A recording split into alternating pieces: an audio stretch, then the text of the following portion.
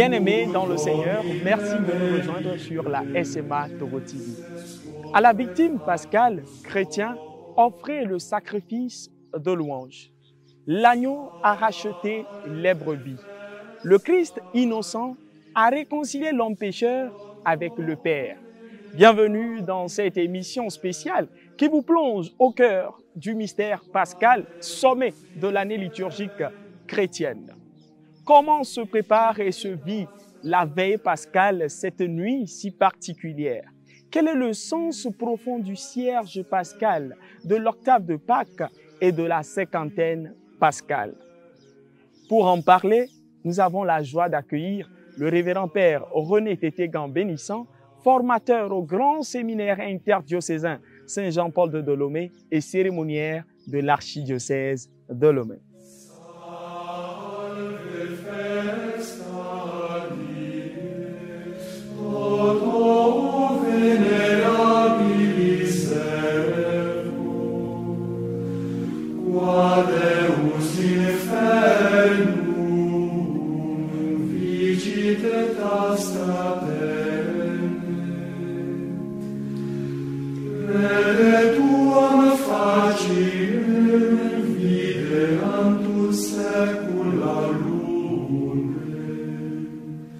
Père Tétégan, bienvenue et merci d'être avec nous. Merci à vous aussi. Et loué soit Jésus-Christ. À jamais. Pour commencer, mon père, pourquoi appelle-t-on la messe du samedi saint au soir veille pascale? Je voudrais d'abord saluer les téléspectateurs et toutes celles et tous ceux qui nous suivent sur les plateformes digitales.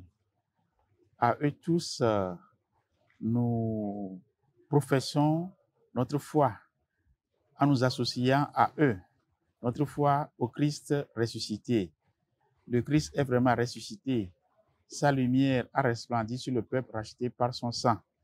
Je suis content aussi que dans l'introduction tout à l'heure, on ait évoqué les mots les plus importants de la séquence pascale que nous aurons durant toute l'octave, Victime Pascali Laudes.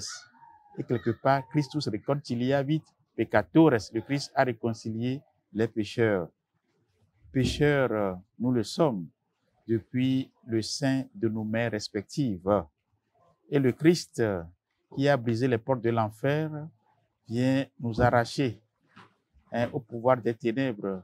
En d'autres termes, il vient opérer avec nous le passage du péché à la vie, à la réconciliation avec Dieu. Oui, nous sommes heureux de saluer ce beau jour, ce jour festif qui s'ouvre par la veillée, dite communément Vigile pascale, selon l'expression du Missale Romanum, le missel romain. Et les moines, bien souvent, saluent ce jour par un beau morceau du chant grégorien, Salve Festa Dies. Avec eux, nous accueillons et saluons ce beau jour festif. Salve Festa Dies Toto Venerabilis Evo, qua Deus infernum vicit et astra tenet. Salut, jour de fête, objet de vénération pour tous les âges, où Dieu triomphe de l'enfer et prend possession des cieux. Que c'est beau. Je l'évoque tout simplement parce que l'hymne de Monseigneur Fortunat Venance du 7e siècle n'est pas sans parenté avec la séquence pascale, Victime Pascale Laudes. Et la fête est tellement importante que nous devons créer un grand espace liturgique pour la vivre. Non seulement un espace liturgique, mais aussi un temps liturgique suffisant pour contenir cette joie et la diffuser dans la sphère ecclésiale, mais aussi dans l'univers entier, puisque nous sommes désormais devenus témoins de cette bonne nouvelle. Le Christ est vraiment ressuscité, sa lumière a resplendi sur le peuple racheté par son sang. Parmi les vigiles relativement nombreux célébrés dans l'Église ancienne, la veillée pascale est la plus éminente. Nous connaissons bien la formule de Saint Augustin que beaucoup de présidents de célébration évoqueront. La veillée pascale, dit-il, est la mère de toutes les saintes veillées. Nous le trouvons dans son sermon 219 dans Patrologie latine, numéro 38, colonne 1088. Alors, le soir du samedi saint, au moment de la vigile pascale, nous célébrons à travers des symboles un grand mystère. D'abord, nous le verrons dans la structure des rites. Le feu qui jaillit du bois mort au milieu des ténèbres de la nuit, c'est bien le surgissement de la vie. Et la liturgie de la lumière, la liturgie du lucernaire et du cierge pascal, c'est précisément le symbole liturgique de Jésus se relevant d'entre les morts. Comme d'un bois sec et sans vie, la flamme jaillit d'un foyer. C'est la flamme dévorante du buisson ardent qu'est notre Dieu. Et la question se pose, pourquoi appelle-t-on cette célébration du samedi saint au soir veillée pascale? Elle s'appelle ainsi parce que l'Église prend tout le temps pour veiller. Veiller d'abord, c'est à cause des racines juives de cette nuit mémorable. La Pâque juive est en effet une veille où l'on fait mémoire de Dieu qui, le premier, a veillé toute la nuit pour faire passer son peuple des ténèbres à la lumière. La Pâque chrétienne, elle aussi, est une veille où les chrétiens ravivent leur mémoire. En cette nuit très sainte, Dieu fait passer son Fils de la mort à la vie. La sortie d'Égypte fait entrer le peuple dans la première alliance. Le matin de Pâques fait entrer les disciples du Christ dans la nouvelle alliance. Avec Moïse, le peuple juif passait de l'esclavage à la liberté. En Jésus, qui nous libère de la nuit du péché, nous passons nous aussi à une vie nouvelle. D'où le mot Pascha, passage. Certes, le Christ est ressuscité. Certes, il se donne à nous dans sa parole, dans son corps. Mais sa seigneurie n'est pas encore pleinement établie. Cette nuit où nous veillons dit que notre vie tout entière doit être veille. Il nous faudra alors rester toujours comme l'a demandé Jésus dans l'évangile de Saint Matthieu, en tenue de travail. En Matthieu 25 plus précisément, il s'agit de garder nos lampes allumées, d'être comme des gens qui attendent leur maître à son retour des noces, afin de lui ouvrir dès qu'il arrivera et frappera. Luc 12, 35, 36. Chers amis, la veille pascale est une image et un condensé de toute l'aventure du baptisé qui attend le retour de son Seigneur, comme nous le chantons quasi quotidiennement dans l'acclamation d'anamnèse, qui est en même temps un rappel de l'événement pascal. Eh bien, Père René, vous avez tellement expliqué et bien détaillé ce dont il est question quand on parle de veillée pascale.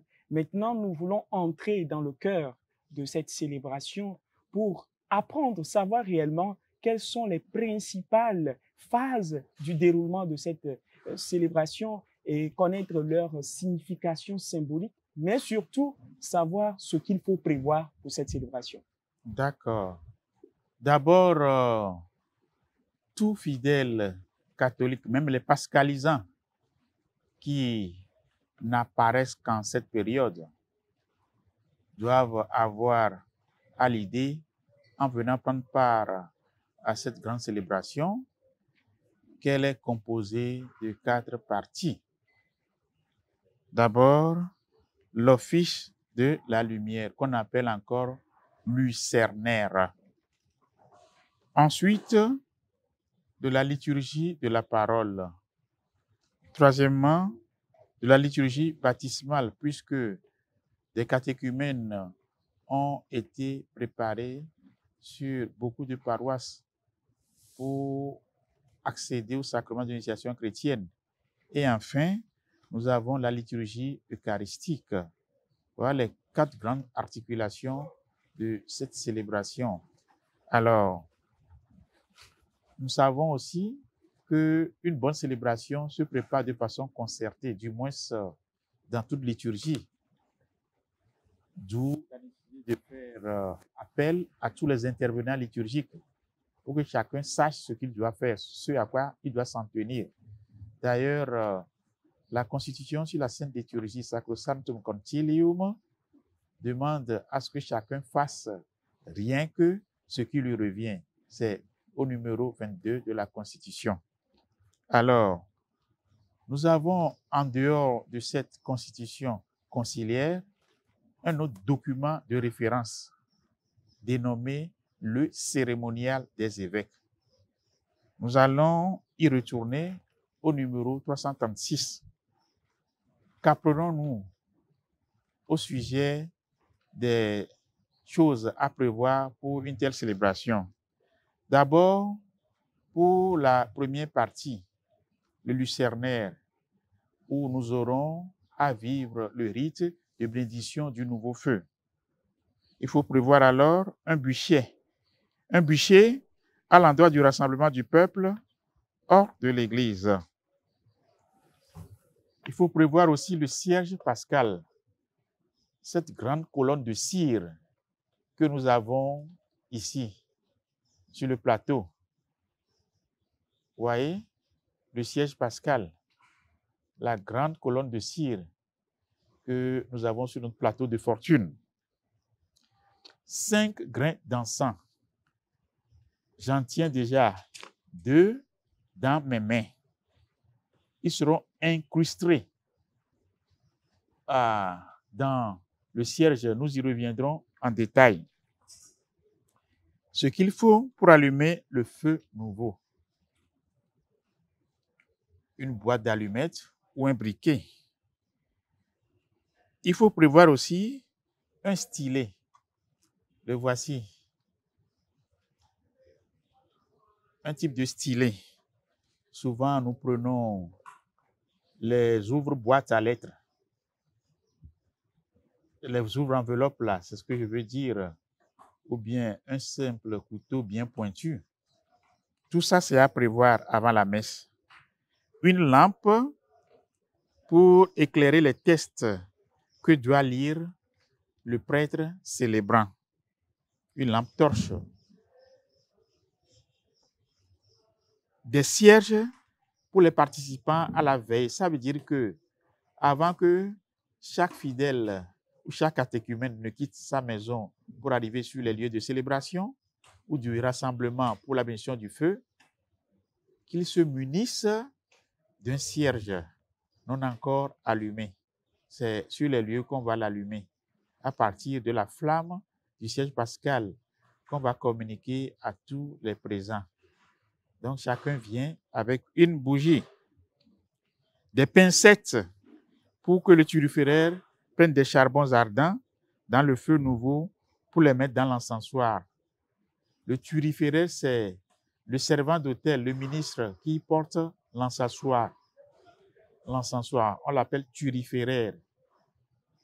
Tandis que celui qui tient la navette contenant l'encens, naviculaire. Donc, le turiféraire, il faut que lui-même, s'il est déjà choisi pour le service d'utilité de la veille pascale prévoit donc des pincettes dont il va se servir pour remplir de braise l'encensoir. Voilà à peu près ce qu'il faut prévoir. Maintenant, ça c'est pour la bénédiction du feu, pour l'annonce de la Pâque. Un chandelier près de l'ambon pour le siège pascal. Donc, avant que la célébration ne commence, il faut avoir un chandelier. Je souhaiterais que si nous avons une équipe de décoration frôlera sur la paroisse, que la dite équipe orne un peu le chandelier. Nous avons beaucoup de décoratrices et de décorateurs maintenant dans nos pays africains et partout ailleurs dans le monde. Donc, qu'on orne un peu, qu'on décore un peu le chandelier. Parce que ce n'est quand même pas pour célébrer des obsèques qu'on va utiliser, mais c'est pour célébrer la vie. Même pour les obsèques où on emploie le mystère pascal, nous venons célébrer le mystère pascal du Christ. Ce sur quoi insiste beaucoup le deuxième concile du Vatican. Alors, si le chandelier ne peut être placé près de l'ambon, un pupitre près de l'ambon pour le diacre qui proclamera la Pâque. Donc, il faut prévoir un pupitre, en tout cas, près du siège pascal pour qu'on pose là-dessus le texte du chant de l'exultet qui éclate dans le ciel la joie des anges. Donc, siège pascal sur le grand chandelier et à leur côté, nous avons le pupitre pour la proclamation de la Pâque. Maintenant, pour la liturgie baptismale, que devons-nous prévoir? Un récipient contenant de l'eau, au moins un. Lorsque l'on administre les sacrements de l'initiation chrétienne, il faut prévoir aussi les huiles saintes, celles que nos évêques respectifs ont bénites le jour de la messe chrismale. Nous en avons déjà parlé dans l'émission précédente. Il s'agit de l'huile des catéchumènes. Il s'agit du Saint-Crème. On n'a pas besoin pour le baptême de l'huile des malades. On n'a besoin que de ces deux-là, huile des catéchumènes et Saint-Crème. Il faut prévoir aussi des cierges pour les futurs baptisés. Et l'élément de base, le grand support pour la mise en œuvre de la célébration, c'est bien le Missale Romanum, le missel romain, dans la langue où devra être célébrée la Sainte Messe.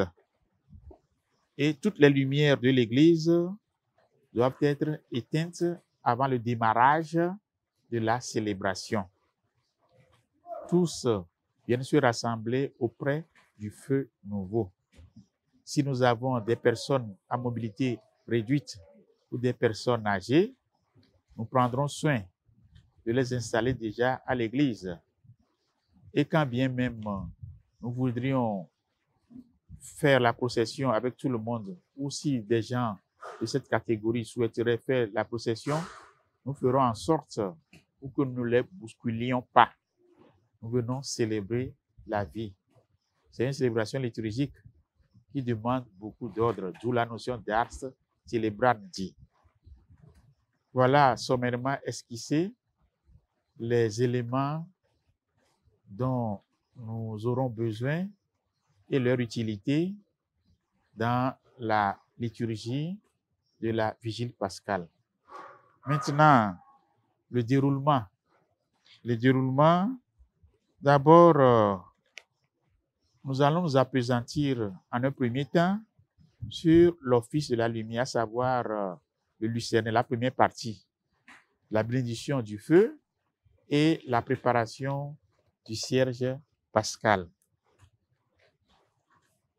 Nous, fidèles, associés aux catéchumènes qui sont à l'honneur parce que dans les minutes qui vont suivre vont devenir chrétiens, nous allons nous rassembler hors de l'église, pas dans l'église, hors de l'église, à l'endroit où l'on a préparé le feu, chacun tenant en main un cierge non encore allumé. Le célébrant et les autres ministres arrivent. Nous les attendrons d'abord là-bas avant qu'ils n'arrivent. Donc cela demande la ponctualité. Il se rend près du feu, le célébrant, avec les ministres. Nous entendons par ministres les servants d'autel, les fidei custodes, les ministres extraordinaires de la Sainte Communion, les lecteurs, sans oublier le diacre, si diacre il y a.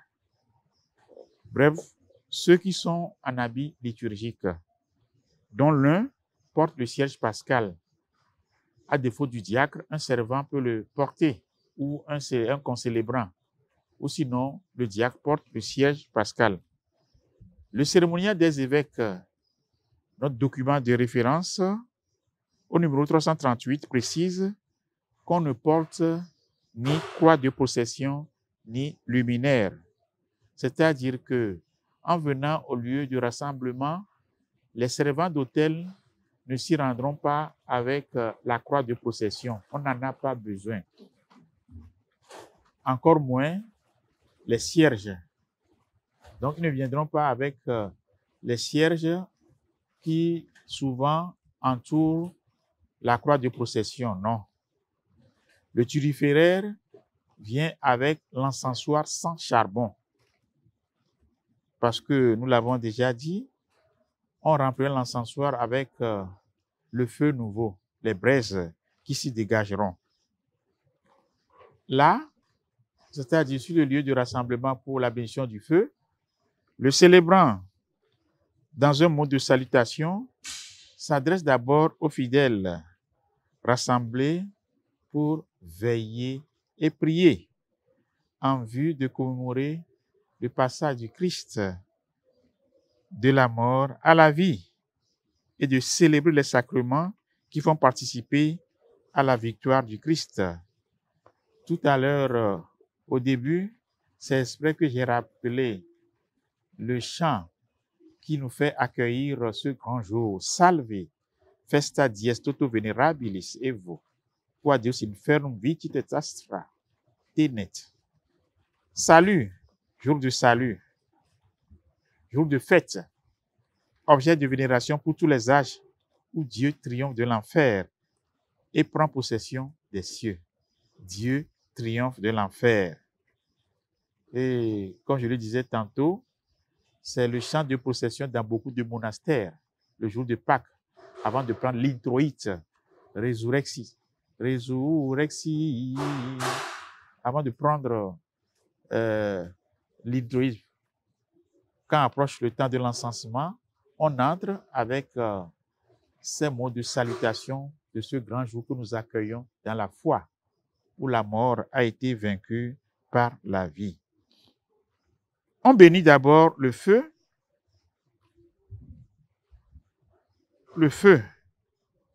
dont les flammes vont servir à allumer le cierge pascal. Donc, disons, les flammes seront aussitôt partagées dans les cierges que tiennent en main les fidèles aussi. Aujourd'hui encore, pour marquer le début du sabbat, les Juifs allument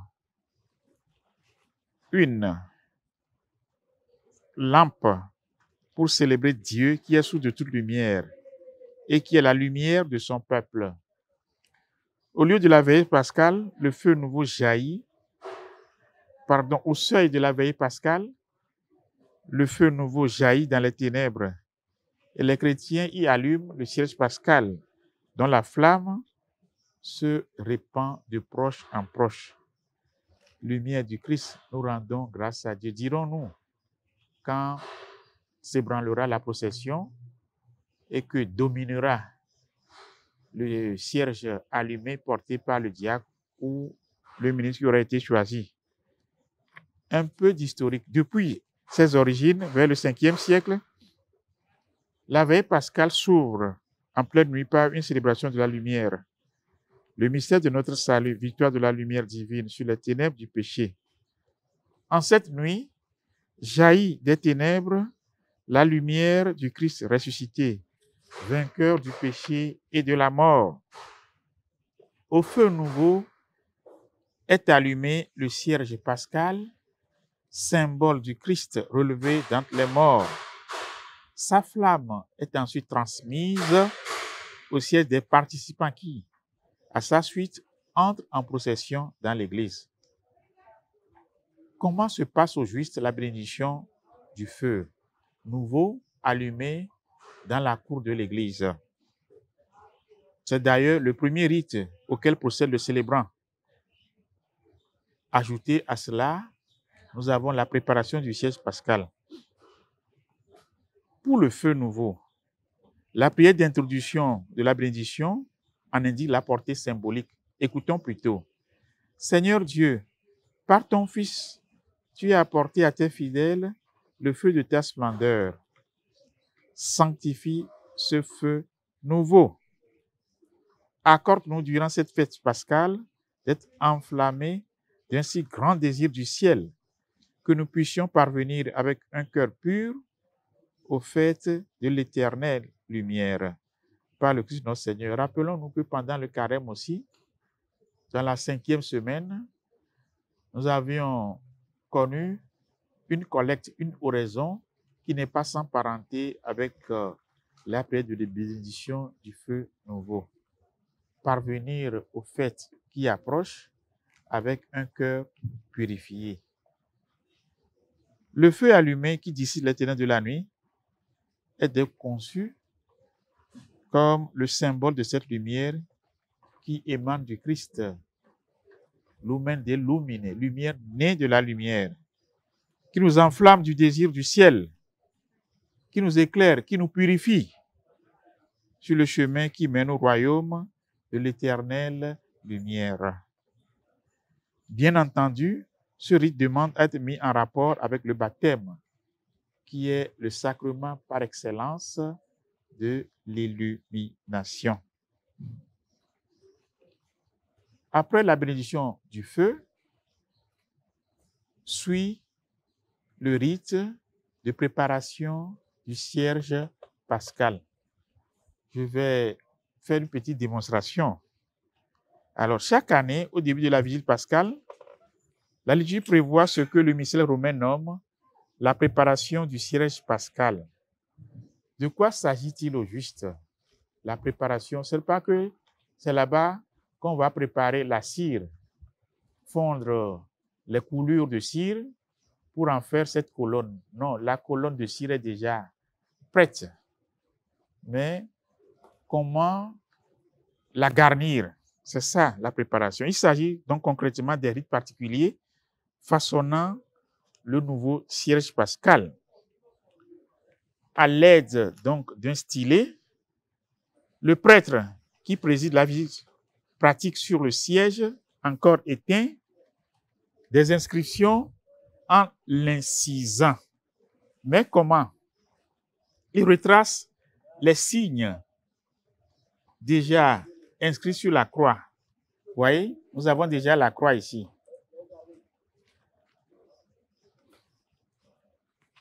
Normalement, il doit y avoir 5 petits trous représentant les 5 plaies du Christ. Les 5 plaies du Christ, 5 petits trous. Donc, il y a une croix. Nous avons les lettres A ou bien alpha. En grec, c'est alpha. Et la dernière lettre de l'alphabet grec, c'est oméga. Alpha, oméga. Nous avons aussi le millésime de l'année liturgique en cours. Année civile, c'est pareil. Donc, 2, 0, 2, 5. Ça fait 2025. Le prêtre trace d'abord la branche verticale de la croix en disant: le Christ, hier et aujourd'hui. Donc, c'est ça la branche verticale. Puis, il en vient à la branche horizontale en disant: commencement et fin de toutes choses.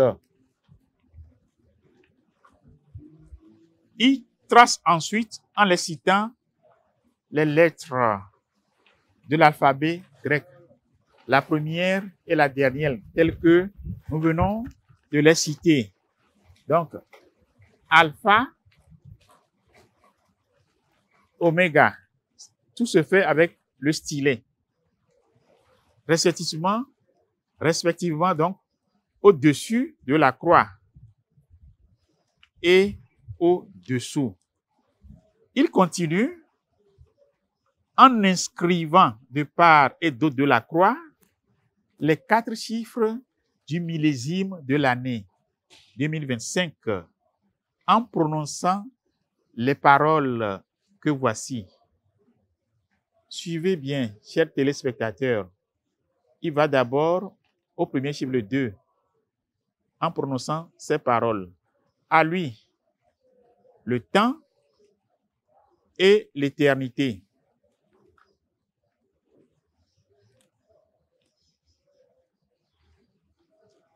À lui la gloire et la puissance pour les siècles des siècles. Amen.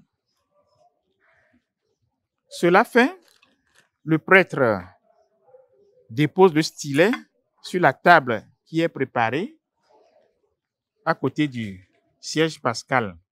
Il prend un à un les grains d'encens. Voilà les grains d'encens. Donc, ils sont au nombre de 5. Il les dispose en forme de croix en disant, je fais la démonstration, par ces 5 plaies,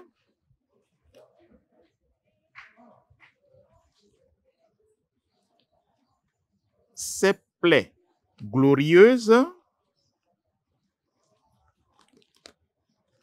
que le Christ nous garde et nous protège. Jusque-là, le siège n'est pas encore allumé. La mèche est tranquille, toute blanche.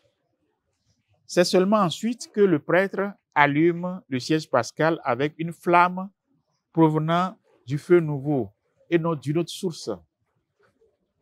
Donc même s'il y a un briquet, le briquet aura servi à allumer le feu nouveau. Mais la lumière du feu nouveau, ou bien c'est ça qu'on va communiquer au siège pascal. Donc il faut prévoir une tige là, au bout de laquelle on accroche peut-être du coton imbibé de pétrole ou toute chose, peut-être du coton imprégné de cire fondue. Donc, avec cela, on peut facilement allumer le siège pascal sans se faire brûler. Je précise aussi que le feu nouveau, il ne faut pas faire un feu gigantesque. Parfois, ça menace même de brûler nos habits. Moi, ça m'est arrivé une fois. Parce que beaucoup s'imaginent qu'en partant avec la braise ou en partant avec le charbon ou la cendre, on pourrait aller s'attirer la faveur divine. Parfois, il y a des conceptions superstitieuses qui s'y mêlent. Un petit feu, ça irait. Allumé quelques minutes avant la célébration. Maintenant, comment comprendre cette préparation du siège pascal? Parce que parfois, nous voyons des choses qui se défilent sous nos yeux. Là même, c'est dans l'obscurité que tout se fait. On ne voit pas grand-chose, je l'avoue. Il n'y a pas de siège pour s'asseoir. Parfois, nous nous barrons la vue. C'est normal dans l'obscurité. Mais c'est l'occasion de vous l'expliquer un peu après cette démonstration. C'est une préparation qui est extrêmement riche de sens. Alors que la croix est inscrite dans la cire, le Christ, Alpha et Oméga, s'est inscrit dans notre monde, dans notre histoire, par son incarnation rédemptrice, puisque nous célébrons la rédemption.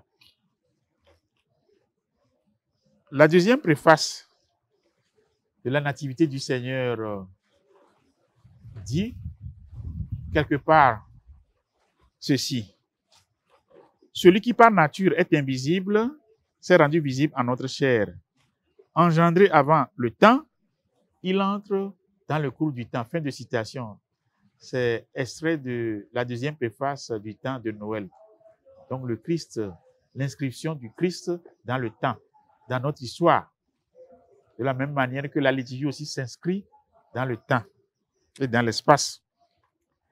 Le millésime de l'année en cours, tracé de part et d'autre de la croix, nous indique de manière symbolique que Dieu, en Jésus le Christ, entre dans notre temps et l'éternité jaillit dans notre quotidien. Nous sommes tournés vers l'avenir, cet avenir radieux qu'est l'éternité, dans l'espérance. J'ai lâché finalement ce mot qui doit devenir le leitmotiv de nos prédications, de nos enseignements en cette année jubilaire. Alors, le millésime de l'année tracée de part et d'autre de la croix nous indique de manière simple que Dieu en Jésus-Christ entre dans notre temps. L'éternité jaillit dans notre quotidien. La croix et les paroles qui accompagnent la fixation des grains, la croix et les paroles qui accompagnent la fixation de ces saints grains d'encens nous invitent quant à elles à faire mémoire de la passion, de la mort et de la résurrection de notre Seigneur et de son mystère pascal. Cela, nous essayons autant que faire se peut de l'exprimer dans la Sainte Messe, en faisant ainsi mémoire de la mort et de la résurrection de ton Fils. Nous t'offrons, Seigneur, le pain de la vie et la coupe du salut.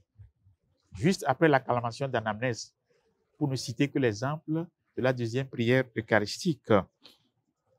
En maints autres endroits de la liturgie catholique, nous faisons toujours mémoire de ce mystère pascal. Ainsi, le cœur de la foi chrétienne est ici exprimé. Par son incarnation, sa passion et sa résurrection, le ressuscité célébré par l'Église dans cette nuit très sainte est revenu du séjour des morts et répand sur le genre humain sa lumière et sa paix, comme nous le disons ou le méditons dans le texte de l'annonce de la Pâque, communément appelée Exultet. Lors de la vigile pascale, la liturgie nous fait vivre la préparation du siège pascal.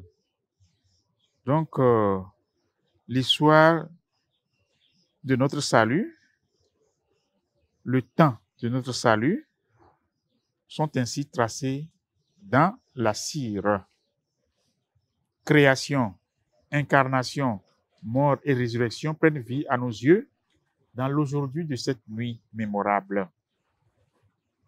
Après ces rites dehors, disons, qui se célèbrent dehors, nous allons nous acheminer vers le lieu de célébration proprement dite, l'église, la chapelle ou l'oratoire. Comment ça se passe? Nous allons franchir un seuil. Nous allons de seuil en seuil, d'où la procession d'entrée. Pour la procession, nous suivons un ordre. La liturgie se vit dans l'ordre, pas dans le désordre. D'ailleurs, les prêtres, nous avons reçu un sacrement de l'ordre, le sacrement de l'ordre, et non pas le sacrement du désordre. Tout se fait dans l'ordre. Comment ça se passe? Le thuriféraire, c'est-à-dire celui qui porte l'encensoir, tenant l'encensoir fumant. Donc, l'encensoir contient déjà la braise avec l'encens qui fait monter des volutes de fumée vers le ciel, symbolisant ainsi la montée de notre prière, comme le dit le psalmiste dans le psaume 140, les versets 1er et 2.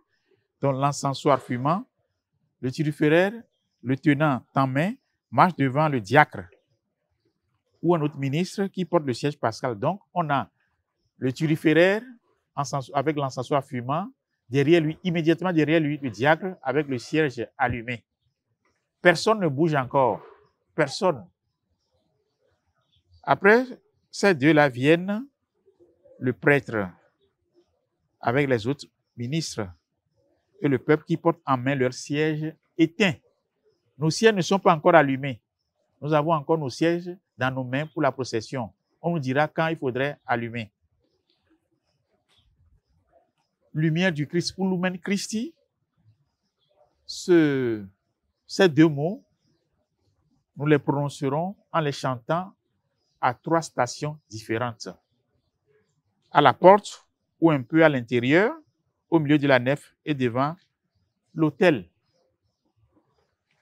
Il est chanté la première fois dans un ton assez bas, comme on le fait pour le Parce Domine. Parce Domine, on monte d'un demi-ton à chaque fois. Donc, Lumen Christi, à la première intonation, c'est sur un ton bas. Puis dans un ton plus élevé à chaque fois, pour arriver à la 3e intonation, où le ton est plus élevé que pour les autres fois.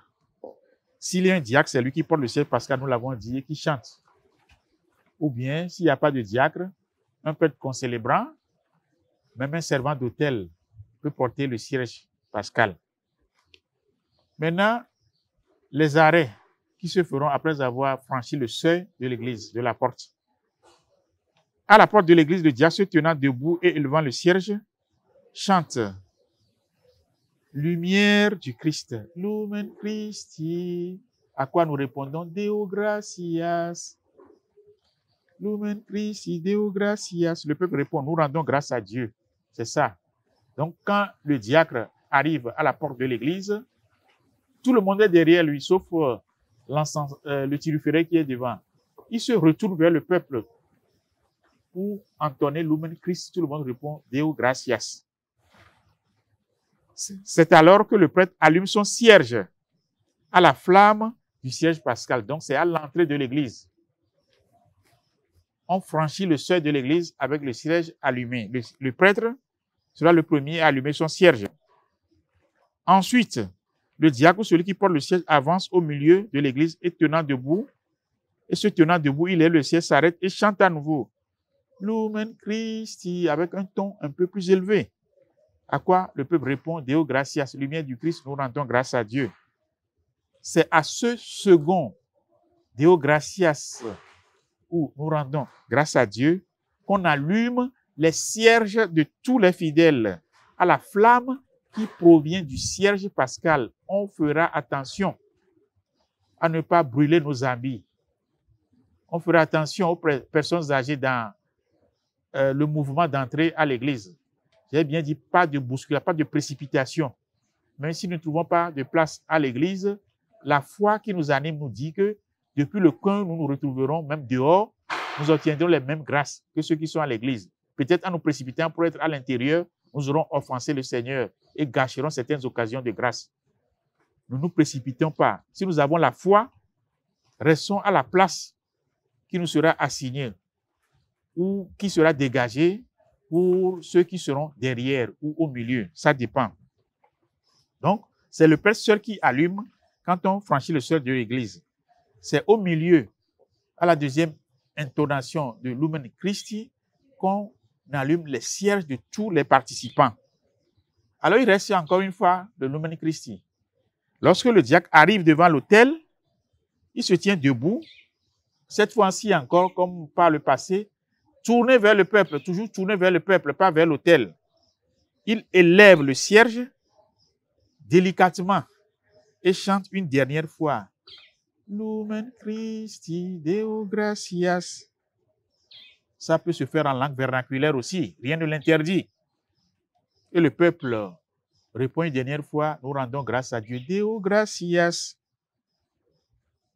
Ensuite, tout doucement, le diacre va déposer le siège pascal sur le grand chandelier préparé près de l'ambon ou au milieu du sanctuaire, au milieu du chœur.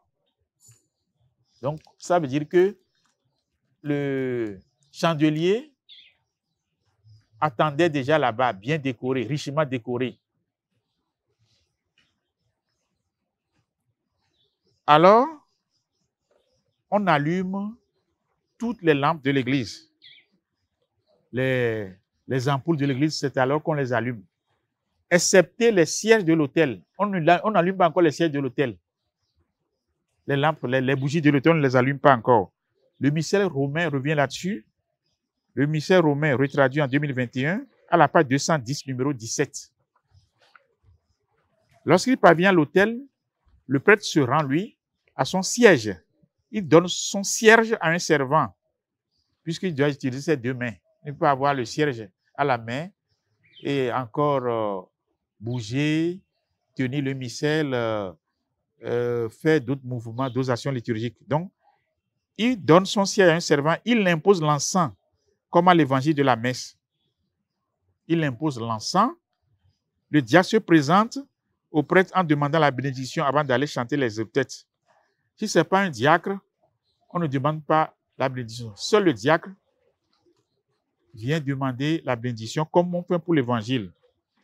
Après avoir encensé le livre, le siège pascal, donc le diacre, après avoir reçu la bénédiction, il se dirige vers le siège pascal, puisqu'à ses côtés se trouvent l'ambon et le missel, ou le livre qui va servir de support à la proclamation de la Pâque, à l'annonce de la Pâque.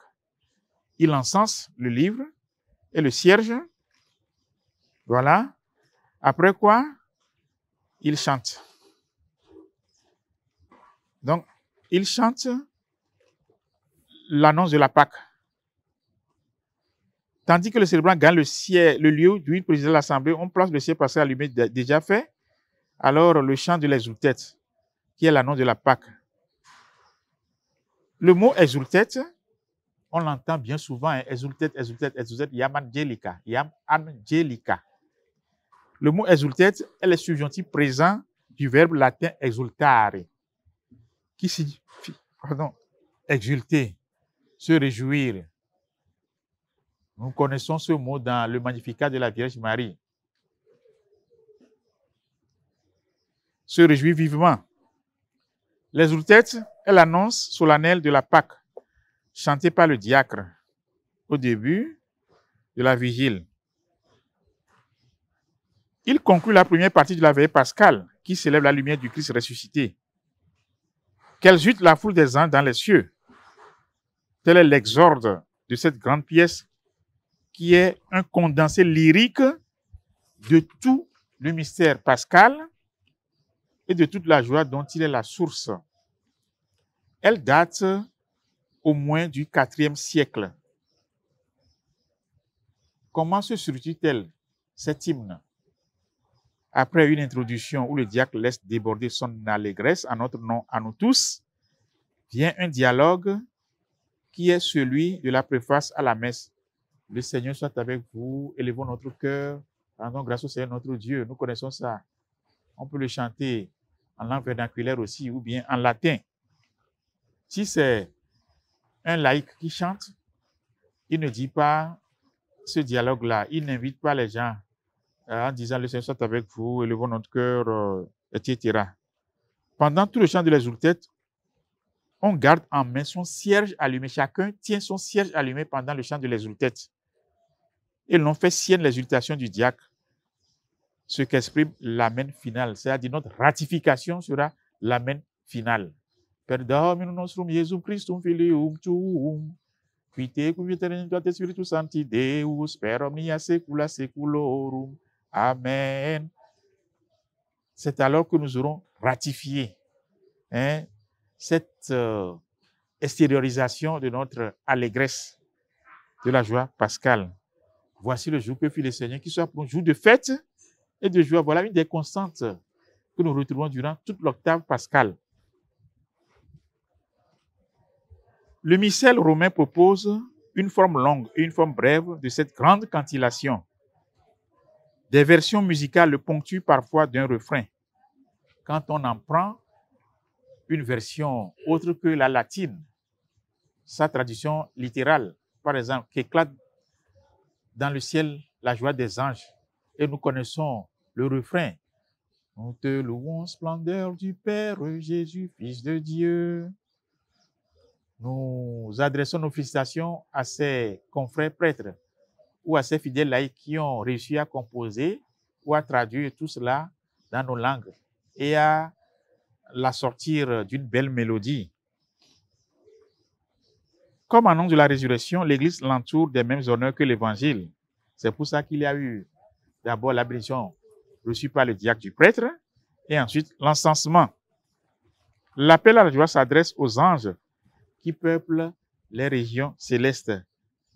Les mêmes anges que nous convoquerons aussi pour le chant du Gloria, qui seront avec nous pour glorifier le Dieu trois fois saint, puisque vers la fin nous dirons avec l'Esprit Saint dans la gloire de Dieu le Père. Amen. Donc, exultez, multitude des anges, exultez, serviteurs du Seigneur, sonnez cette heure triomphale et la victoire d'un si grand roi. La suite de l'annonce de la Pâque évoque les motifs pour lesquels l'Église invite à l'allégresse. Puisque chaque préface, c'est une préface la suite. Après le dialogue, la tripartite, le Seigneur soit avec vous, élevons notre cœur, à notre grâce et notre Dieu, suit la préface. Comme toute préface, celle-ci aussi regorge de motifs d'action de grâce. Puisque dans les préfaces que nous retrouvons quotidiennement à la messe, tripartite bien évidemment, il y a d'abord le protocole d'introduction, les motifs de l'action de grâce et ensuite le protocole de transition vers le Sanctus Benedictus. Ici, nous disons vraiment, il est juste et bon de chanter à pleine voix dans tout le langue du cœur de l'Esprit, le Père Tout-Puissant, Dieu invisible et son Fils unique, Jésus-Christ notre Seigneur. Voyez? Donc, dans le protocole d'entrée, nous disons combien il est juste et bon de louer, de glorifier le Seigneur. C'est ce que nous dirons encore en la veillée. Il est juste et bon de louer et de glorifier le Seigneur. C'est un devoir pour nous. Maintenant, l'énoncé des motifs d'action de grâce, l'exposé de la louange, les aspects du salut que nous nous remémorons pour les commémorer durant la cinquantaine pascale. Et enfin, le protocole de transition. La première partie de cette préface amplifie le dernier échange du dialogue initial en célébrant le don du Père aux hommes en son Fils Jésus, le ressuscité. Dans l'hymne de l'Exultet, des thèmes dominants avaient déjà trouvé leur expression, à savoir celui de la nuit qui procure le salut et qui rappelle la nuit de l'Exode, celui de la victoire décisive du Christ qui nous délivre des puissances de la mort et du péché, celui du retour du Christ, du séjour des morts. À ces thèmes se mêlent des thèmes complémentaires, à savoir celui de la faute d'Adam et de l'innocence retrouvée. Christus innocens patris reconciliavit peccatores. Dans le mot d'introduction, cela a été dit. Le Christ innocent qui vient réconcilier les pécheurs avec son Père. Pour que nous aussi, on retrouve notre innocence. L'innocence, oui. Nous avons aussi le thème du paradis perdu et du bonheur retrouvé. Celui de l'amour de Dieu pour l'homme et de l'envoi de son Fils, pour que l'homme puisse vivre en union avec son Dieu. En somme, l'annonce de la résurrection à l'aide du chant de l'Exultet constitue une ouverture aux parties de la vigile qui suivent. La liturgie de la parole qui évoque les grandes étapes de l'histoire du salut. La liturgie du baptême et de la confirmation et la liturgie eucharistique. S'agissant de la liturgie de la parole, les cierges que nous tenions allumés, nous les éteindrons quand? Les cierges tenus par tous sont éteints après la monition qui marque le début des lectures. C'est-à-dire, quand on va commencer la proclamation des lectures dans la deuxième partie, à savoir la lecture de la parole, il y aura une petite monition Donc, après cette monition, nous allons éteindre les bougies, les cierges.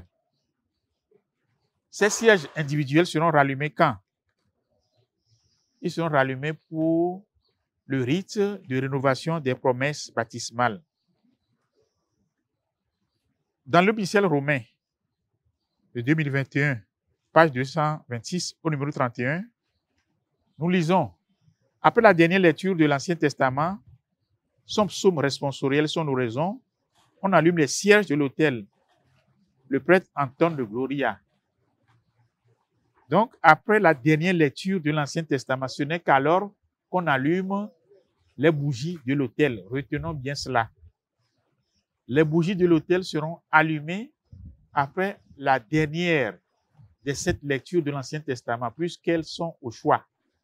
Il y en a une qu'on doit obligatoirement lire. L'Église relit en cette nuit les Écritures en s'appuyant, en effet, sur leur accomplissement en Jésus le Christ, ressuscité d'entre les morts. Les lectures constituent un résumé de l'enseignement reçu par les catéchumènes qui vont être baptisés au cours de la vigile pascale. Ces lectures ont pour but de remémorer les événements essentiels de l'histoire du salut au cours de laquelle se déploie le dessein de Dieu de refaire en Jésus le Christ ce qu'Adam avait défait. Après cette grande test de l'Ancien Testament, on lit un bref passage de la lettre de Saint Paul apôtre aux Romains avant la proclamation de l'évangile de la résurrection selon Saint Matthieu pour l'année A, Saint Marc pour l'année B et Saint Luc pour l'année C. Avant l'épître et l'évangile, on peut se contenter, dit le missel romain, de 2 lectures, mais sans jamais omettre le récit fondateur du passage de la mer Rouge. Exode 14 à 15. Pour l'inviter à accueillir le message de Dieu, le prêtre s'adresse dans la monition à l'assemblée en des termes dont la concision est riche de sens. Frères et sœurs bien-aimés, nous voici entrés dans la vigile solennelle. Écoutons maintenant d'un cœur paisible la parole de Dieu. C'est à ce moment qu'on éteint les cierges. Pour chacune des lectures, il est demandé de prendre en compte le psaume et la prière qui l'accompagnent, conformément au nouvel ordre de la célébration. Donc, d'après la nouvelle structure de la célébration de la Sainte Messe post-conciliaire, donc, après chaque lecture et son psaume ou cantique, on se lève et le prêtre dit une oraison. Après quoi, on se rassoit pour écouter la lecture suivante jusqu'au chant du Gloria. D'autres chants rituels spécifiques vont aussi marquer cette liturgie de la nuit pascale. Tout d'abord, l'Alléluia, l'acclamation pascale par excellence. Comme on le sait, durant notre parcours quadragésimal, on n'a pas exécuté ce chant. Il va résonner à nouveau au moment de l'Évangile, au cœur de la nuit pascale. Rappelons que l'Alléluia, le mot pascal par excellence, qui est chanté après la longue interruption du carême. La dernière fois, c'était le Mardi Gras, le 4 mars 2025. Donc, cet Alléluia est l'expression de la joie qui trouve sa source dans la résurrection du Christ et dans l'annonce du salut apporté par le Christ Sauveur. Nous en venons à l'avant-dernière partie de cette célébration, la liturgie baptismale. Alors, quels sont les rites prévus en cas de baptême conféré au cours de la veille pascale? Parce que il peut y avoir des communautés où il n'y a pas de baptême. C'est là où il y a des cas, par exemple, dans une communauté religieuse, il n'y aura personne à baptiser. Mais dans les paroisses et communautés, il y a presque toujours quelques catéchumènes à baptiser. Tout commence par la litanie des saints. On la chante. Elle est obligatoire s'il y a des baptêmes, sinon elle est facultative. C'est l'unique moment de l'année liturgique où ce chant est pris dans la liturgie de la messe. Le mot litania vient d'un terme grec qui signifie prière de supplication. Il s'agissait à l'origine d'une alternance de multiples demandes et d'une unique formule d'imploration, Kyrie eleison en grec ou ora pro nobis en latin. Kyrie eleison, ça veut dire Seigneur, pitié. Et c'est plus acclamatoire que culpabilisant, comme on se l'imagine de plus en plus, ou parfois, ou bien souvent, parce que c'est pour acclamer le Christ. Le Kyrios, mis au vocatif Kyrie, c'est toi, Seigneur, qui as le pouvoir de pardonner. Nous venons l'acclamer au chant du Kyrie, celui qui a le pouvoir de nous purifier, de nous débarrasser de nos fautes. À l'origine, il n'y avait que ça pour les litanies. Ensuite, on a rajouté à ces deux mots grecs une formule latine que nous connaissons tous, surtout dans nos pays où pendant le mois d'octobre, nous avons la litanie de la Notre-Dame de Lorette, Ora pro nobis, Santa Maria Mater de Ora pro nobis. Voilà, prie pour nous. Le sens profond de cette prière des litanies est d'associer les saints à ce qui se célèbre à l'occasion du baptême. Le baptême agrège de nouveaux chrétiens à l'Église. Mais celle-ci n'est pas seulement constituée de ceux qui sont en pèlerinage sur la terre, mais aussi de ceux qui partagent déjà le bonheur du ciel auquel nous aspirons, les membres de l'Église triomphante. Nous connaissons tous, sinon presque tous, de quoi se compose la communion des saints. Nous allons encore y prononcer ou bien y affirmer notre adhésion à travers le chant du credo à la messe dominicale. À la messe dominicale, puisqu'ici, à la messe de la veille pascale, il y a la renonciation à Satan et la profession de foi. Donc ça tient lieu de credo. Mais puisque on en a 4 formes, on a, trois formes. Il y a le credo de Nicée-Constantinople, dont nous fêtons le 1700e anniversaire cette année, puisque Nicée c'était en 325. Il y a le symbole des apôtres et le rite de profession de foi baptismale. Donc ça tient lieu aussi de credo. Donc le credo là, nous disons toujours que nous croyons à la communion des saints. Pourquoi ne pas nous associer aux saints pour obtenir de Dieu ce que nous voulons pour ces nouveaux plans, ces néophytes. Ensuite vient la bénédiction de l'eau baptismale, l'eau du baptême.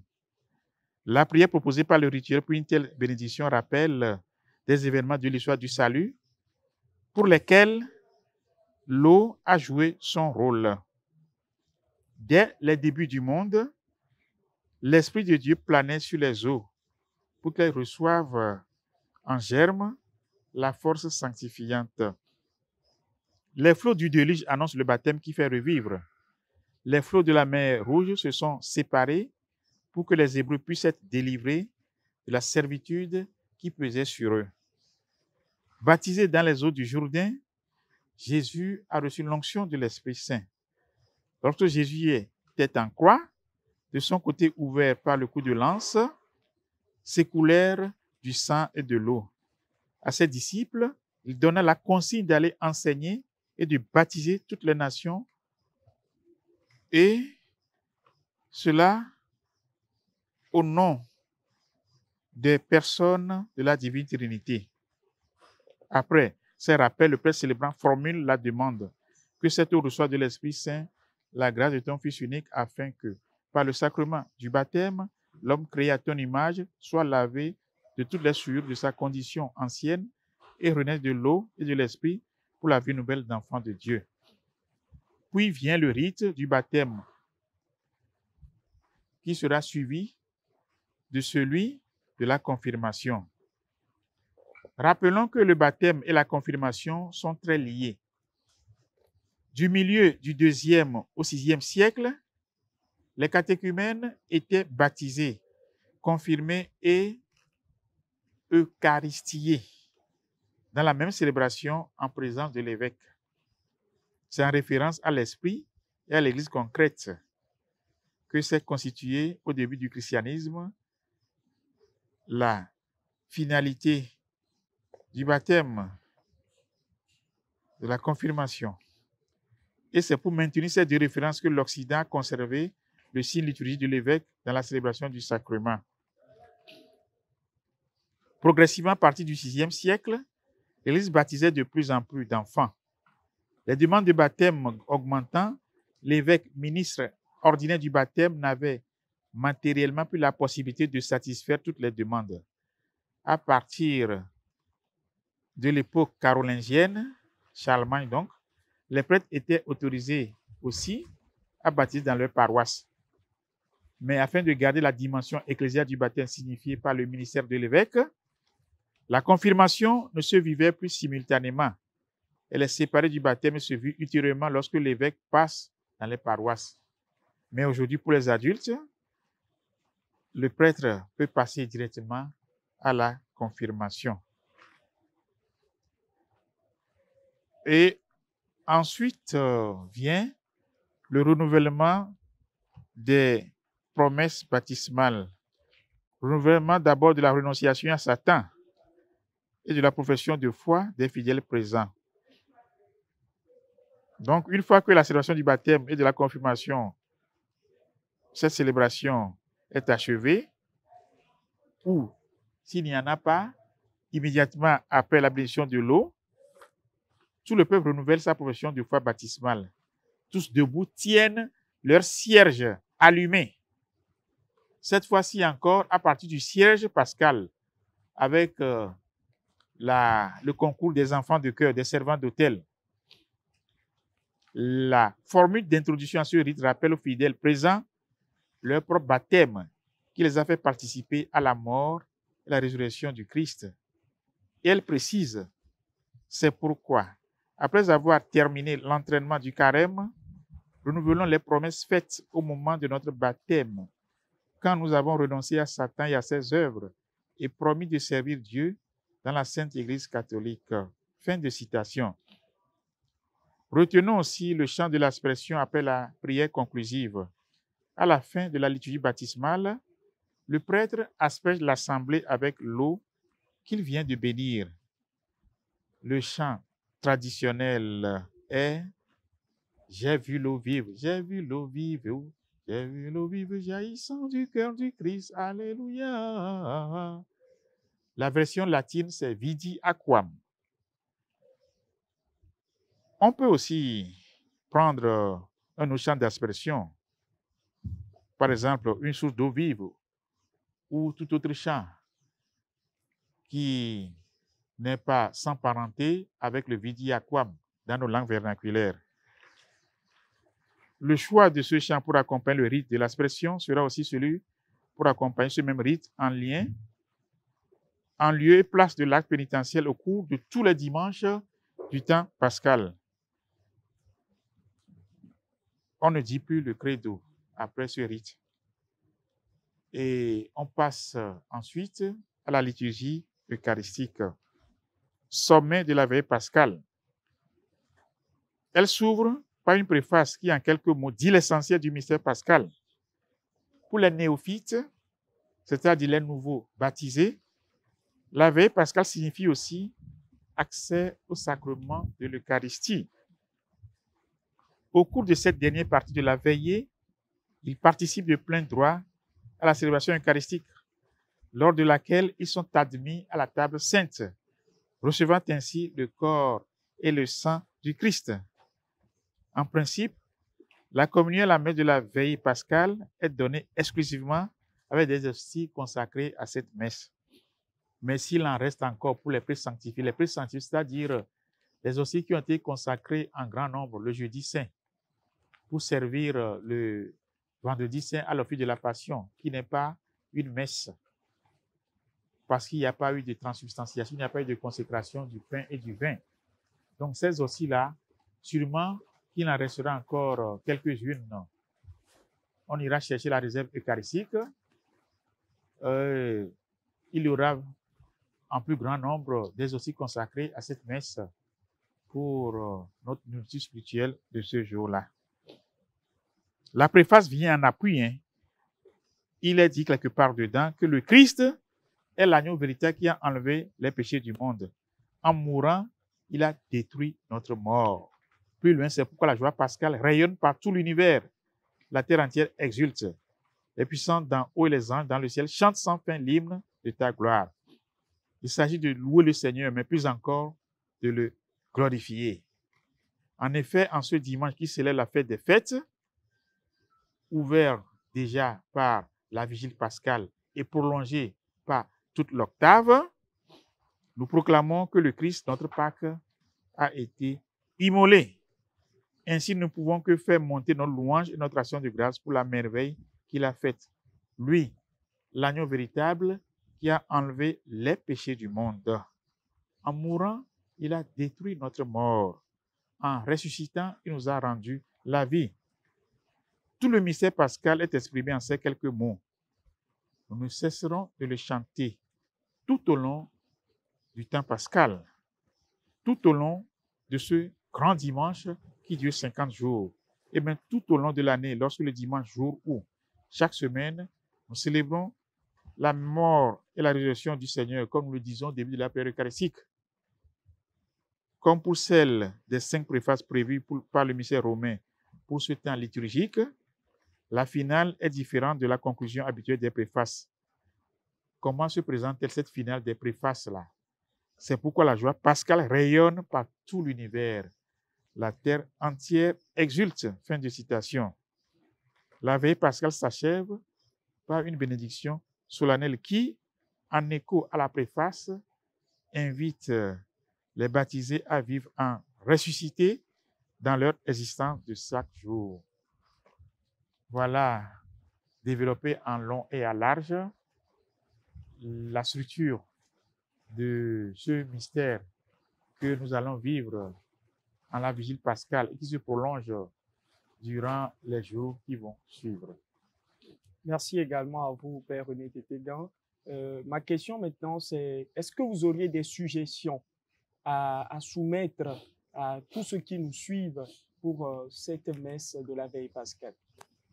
Je proposerais, comme je l'avais déjà dit, que les célébrations se préparent de façon concertée. Ce qui veut dire que le président de la célébration s'asseye avec tous les acteurs liturgiques. Je veux dire les ministres extraordinaires de la Sainte Communion, les lecteurs, même le sacristain ou les sacristains, les décorateurs, ceux qui sont chargés de l'acoustique, les différents ministres, que tous s'asseyent pour voir ce qui revient à chacun, la mise en œuvre de chaque partie de la messe. Et surtout, je proposerais qu'on choisisse un commentateur ou bien un cérémoniaire aussi. Un servant d'hôtel peut faire office de cérémoniaire ou même un séminariste en soutane ou non encore en soutane qui revêt l'aube. Ou si c'est quelqu'un portant de la soutane, un surplis pour jouer le rôle de cérémoniaire. Comme ça, il facilite la bonne mise en œuvre des différents rites, des différentes actions liturgiques. Voilà quelques-unes de mes suggestions. En mettant notre voix au service de la liturgie, aussi, je conseillerais d'éviter toute nuisance sonore. Il est vrai que la joie pascale va éclater, mais respectons la sacralité du lieu cultuel. Et pas de débordement. Pas de débordement. Nous avons dans nos répertoires des chants qui font prier. N'oublions jamais la dimension d'intériorité qui nous est proposée. Nous avons eu 40 jours pour nous entraîner à tout cela.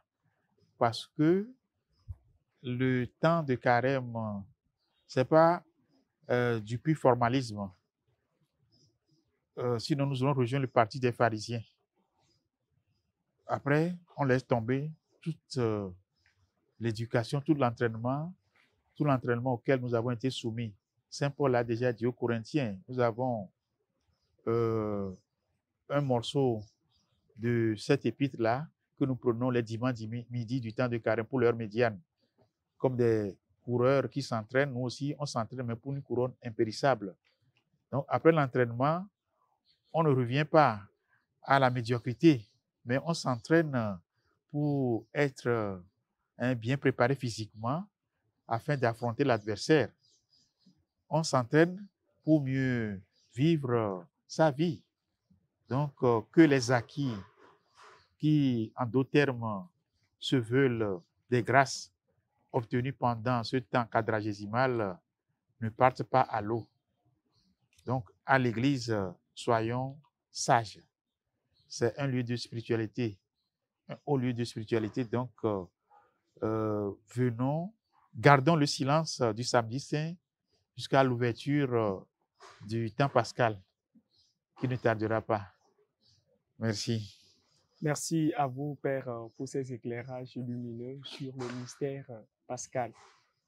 Bien chers amis connectés sur SMA Togo TV, nous étions en compagnie du révérend Père René Tétégan Bénissant, formateur au grand séminaire interdiocésain Saint Jean-Paul de Lomé et cérémoniaire de l'archidiocèse de Lomé.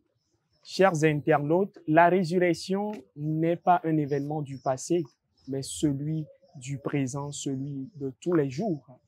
Que la lumière de la nuit qui a jailli éclaire nos cœurs, qu'il affermisse notre foi et renouvelle nos vies. Merci à vous de nous avoir suivis. Merci à l'équipe technique en place. Jusque-là, portez-vous bien et que la grâce de la résurrection nous accompagne toujours. Au revoir. Salve festa Dies, quod venerabilis servum, quadeus infernum vicipetas trapendi, qui genus humanus